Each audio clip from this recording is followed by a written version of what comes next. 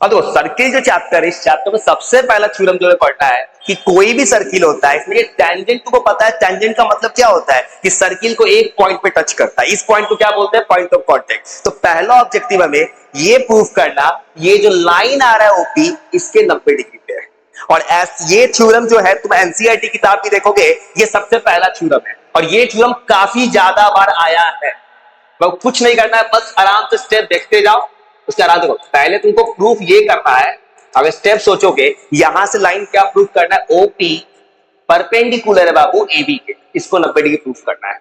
मतलब इसमें तुमको एक कंस्ट्रक्शन करना होगा, तुम बनाने जाओगे, तुम एक कंस्ट्रक्शन करके, तो मान लो कंस्ट्रक्शन कर दिया, अगर इसमें कंस्ट्रक्शन कर दोगे, जैसे ही कंस्ट्रक्शन करोगे, कंस्ट्रक्शन करके तुमको यहां से ऐसे ड्रॉ करना है, अपने मन से एक रैंडम पॉइंट लेना है कंस्ट्रक्शन करके। अब जैसे ही कंस्ट्रक्शन करोगे, देखो पहला काम तुम कोई कंस्ट्रक्शन करो, वो कंस्ट्रक्शन करके अपने मन से कोई पॉइंट मान, रैंडम कोई पॉइंट मान लो, ऐसे क्यों। अब देखो तो अगर कंस्ट्रक्शन कर लेंगे, देखो अगर इसको पॉइंट को यहां लाते कंस्ट्रक्शन करके और यहां अपने मन से एक पॉइंट मान लेते हैं, वो ऐसा मान सकते हैं। अब सोचो मैंने क्या किया, ऐसे ज्वाइन कर दिया है, ओ से क्यू ज्वाइन कर दिया है और मार्क कर दिया है बाबू एक point R. R point mark किया है सर्किल पे। अब वो करना कुछ है, थोड़ा सा तुम्हें दिमाग लगता है, थोड़ा सा प्रूफ हो गया छोटे से स्टेप से। और थोड़ा सा स्टेप सोचोगे, वो जैसे प्रूफ पे आओगे, वो स्टेप बोलते जाओ थोड़ा सा। वो सुनो एक चीज, तुमको पता है ओ क्यू और ओ आर में कौन बड़ा होगा? O Q. जेन्युइन सा बात है, ये पता है कि प्रूफ बहुत बड़ा नहीं है बाबू, छोटा सा स्टेप से प्रूफ होता है। देखो बाबू तुमको पता है ओ क्यू बड़ा है ओ आर से, इसका रीजन तुमको कहां दे सकता है? यूक्लिड से, whole is greater than a part. ये तुमको दिखा डायग्राम ना सोचो आप। देखो तो ओपी पहले किसके इक्वल है?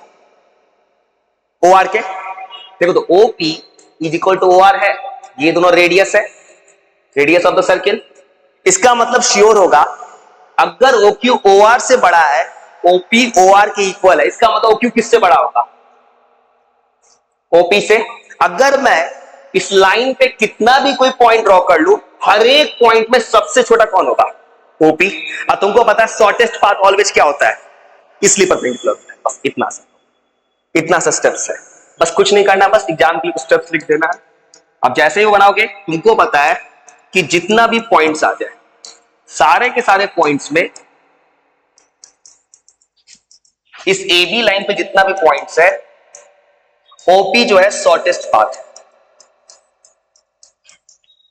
वो ये काफी छोटा सा प्रूफ है जो एग्जाम में 2-3-4 बार आ चुका है। ये शॉर्टेस्ट पाथ है और इसलिए, और जैसा हम जानते हैं शॉर्टेस्ट पाथ परपेंडिकुलर होता है, इसलिए वो ये परपेंडिकुलर हो जाएगा।